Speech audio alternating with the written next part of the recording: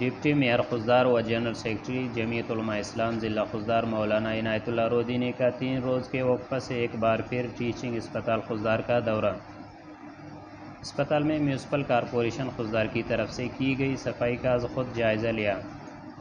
Deputy mayor مولانا عنایت اللہ رودینی کے حکم پر صفائی انچارج محمد اور سپروائزر محمد اسلم زہری نے اسپتال کی ہنگامی طور پر صفائی کروائی۔ اس دوران RAMO ڈاکٹر رفیق احمد ساسولی بھی اسپتال انتظامیہ کی طرف سے آپ کے ہمراہ تھے۔ ڈپٹی میئر مولانا عنایت اللہ رودینی نے اسپتال میں پڑے ہوئے خراب ڈائلیسس مشین کو بنوانے کی فوری ہدایت کی، جس پر آنے والے اخراجات اپنے ذمہ لیے۔ انہوں نے کہا کہ اسپتال میں ادویات کی کمی کا شدید احساس ہے، خصوصاً شعبہ ڈینٹل، ڈائلیسس اور ڈریسنگ رومز وغیرہ میں تو ادویات کا مکمل فقدان ہے۔ رپورٹ یحییٰ مردوی، تشریح نیوز، خضدار۔